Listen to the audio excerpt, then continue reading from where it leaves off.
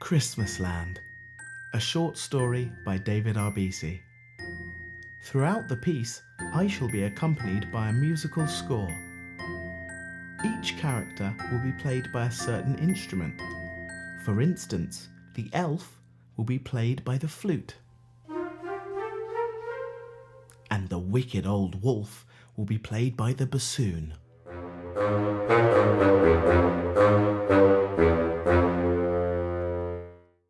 If you're ready, I shall begin. It was the night before Christmas, and tucked up in bed, all snug as a bug, were two little twins head to head. The snow was falling against the window outside when the strangest of things happened. One of the twins stood up, or at least she tried.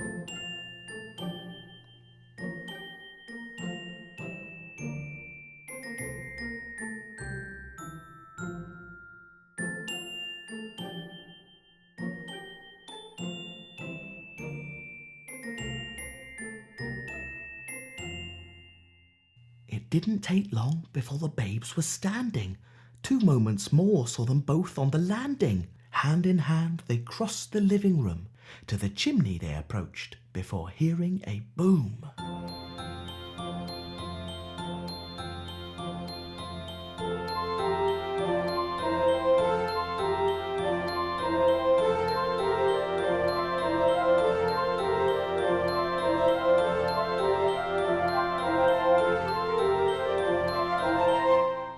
They peered deep inside and could not believe their eyes. The fireplace had changed, and to their surprise, below lay a garden of snow and of ice, and sweets and presents all carried by mice. Before they knew it, they had stepped on through to a magical world that time never knew.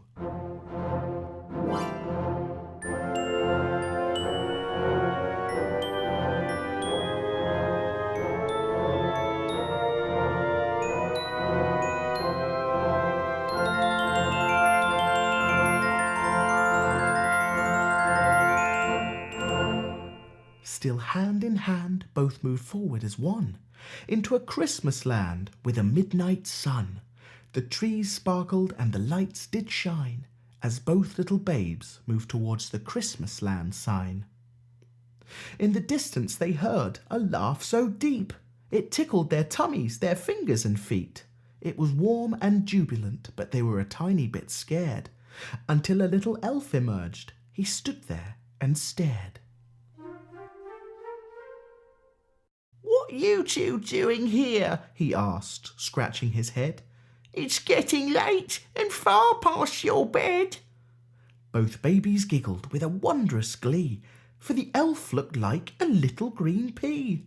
"I don't know what you're laughing at," said the elf as he emerged from under the tree. But now the two of them had become three.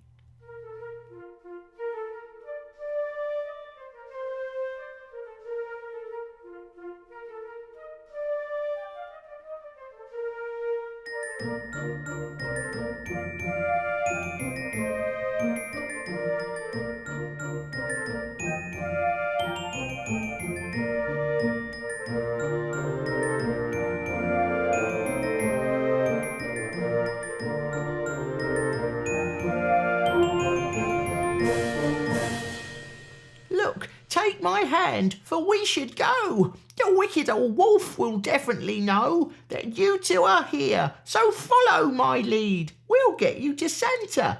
They nodded and agreed. Off they scurried through the snow and trees, but somewhere behind them followed the wicked wolf, snow up to his knees.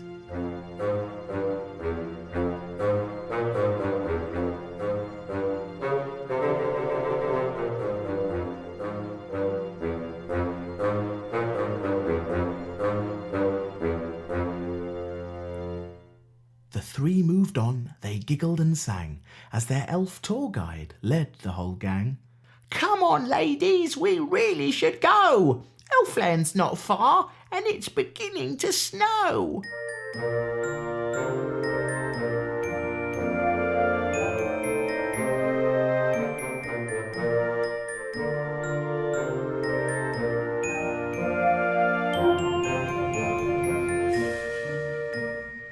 flakes fell down, glistening like pearls, the elf-man up front, leading the girls.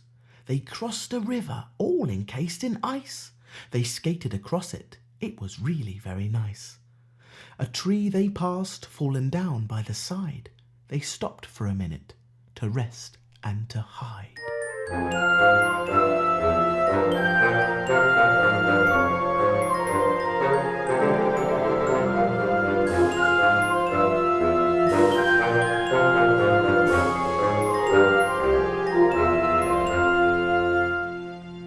Behind snuck the wolf. He sniffed and panted, but lost his footing, for the ground was slanted. With a howl-like groan he slipped away out of sight, down the hill into the cold, dark night.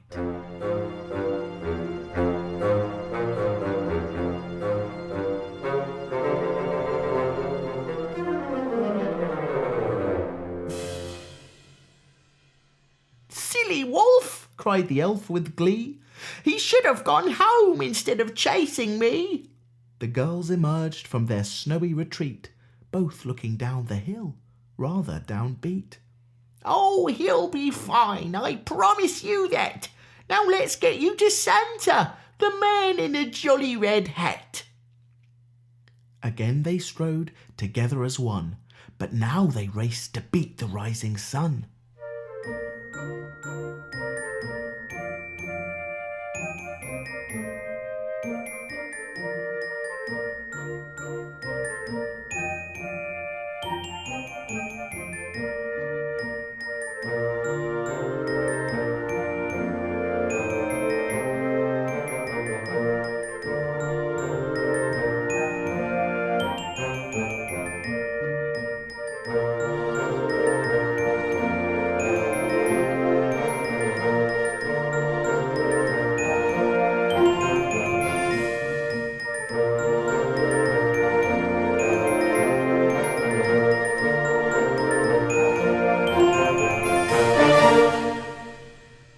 It didn't take long before a village appeared, all coloured in lights. The girls, they cheered, for a mystical world lay so very nearby, with 9 reindeer flying high up in the sky.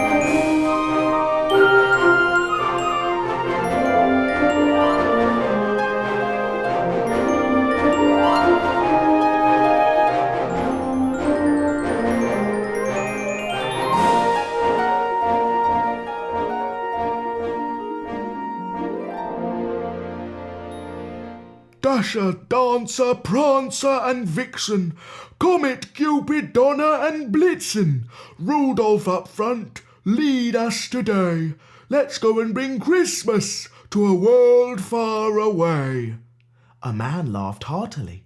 A ho, ho, ho! But the elf, he cried, "Santa, no, no, no! We've got a problem, you see. These 2 girls, well, they found me. And Christmasland they discovered too. Can they go back to their world with you?" The big old man in the jolly red suit turned his head, showing off a beard that fell down to his boot. He smiled warmly and pulled the sleigh around. "Come on, you 2, you're homeward bound." He picked them up, both one by one. "It's time to go, we don't have long." The girls waved goodbye to the elf down below as Santa let out another ho, ho, ho.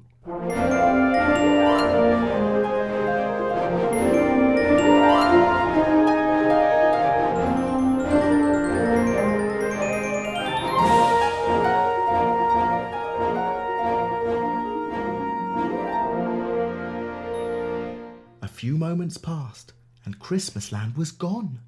It wouldn't take long before their adventure was done. They soared through the air, through clouds, and sailed by stars. Then after a blinding flash, down below they saw cars. "We're nearly there," said Santa with a smile, and quickly the sleigh covered the last little mile. To their house he did fly, on the rooftops he sighed. Clapping his hands, they were magically inside. From the cold of the night to the comfort of their beds, Santa placed them once more, both head to head.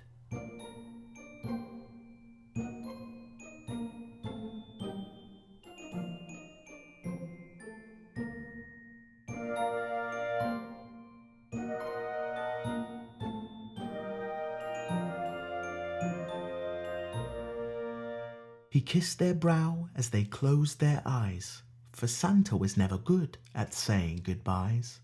The presents he left all tucked under the tree, a quick nibble of a mince pie and a sip of sherry. He closed the gateway to Christmasland with a flick. It shimmered and glimmered before closing with a click. A puff of gold and silver glitter wafted all around, before deftly it fell down towards the ground.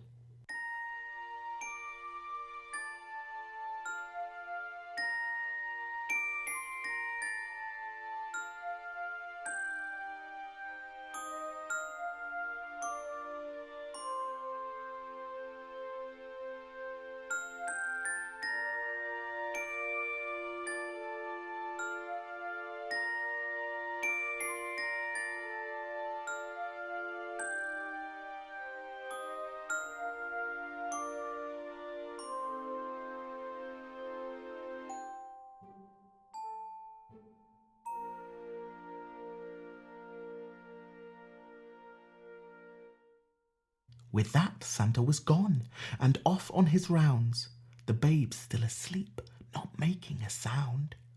The world of Christmasland now merely a dream.